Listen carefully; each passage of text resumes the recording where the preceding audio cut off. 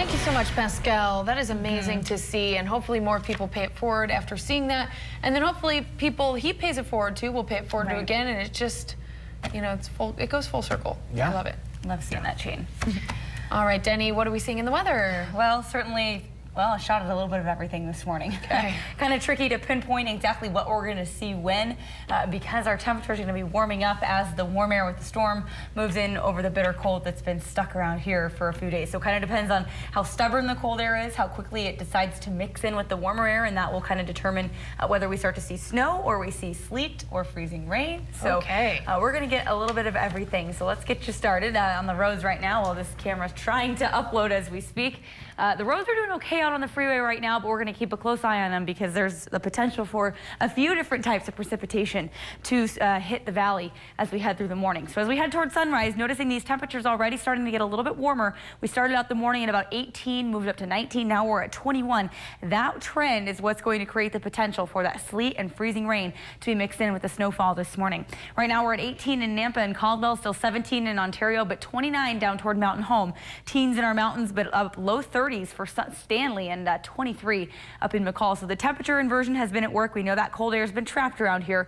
This morning for the bus stop, it's still going to be certainly chilly. We're also going to have that potential for a little bit of everything. Could be snow, freezing rain, or sleet. So I think the snow boots are a good idea. They've got good traction. And of course, those winter coats. Benny looking like he's prepared for whatever comes his way this morning, as are you, hopefully. On the satellite radar, you can see the bulk of this storm really impacting the northern Idaho panhandle, stretching down through the southeast, and will continue to throughout the day. Our neighbors still seeing another shot of rain coming in, a quick band there off the coastline. For us here, it's snow in our mountains and widespread out toward Ontario, up through the Weezer River area. But down in the valley, we're getting a nice little mix. It's quiet in the most immediate parts of Ada and Canyon County, but it's south of Boise as you head along the interstate between Boise and Mountain Home that we're starting to see this mix of pink with the snow. And as we come in a little bit closer, we'll give you the breakdown. This pink signifying sleet, but this little line of dark purple here, that's the freezing rain, and that's kind of the worst case scenario that we're going to be watching for. It's off the interstate right now, but we've seen it kind of in and around the I-84 areas before it stretches into the mountains there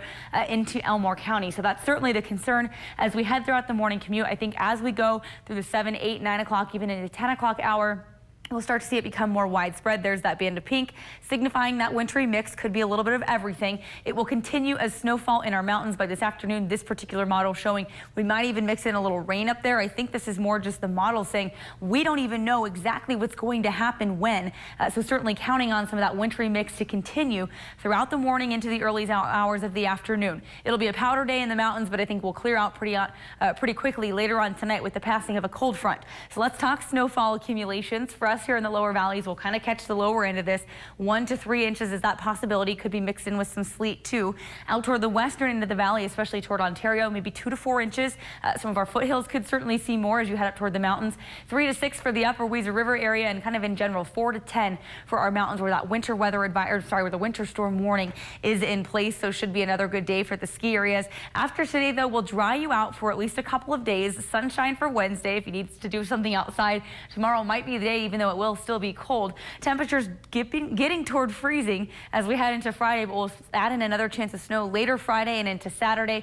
I'm going to keep a close eye on this storm because it could create some difficulties traveling if you're headed out for Christmas, but could bring some snow on Christmas Eve, making for a white Christmas. High temperatures on Christmas Day right around 28 degrees. Guys.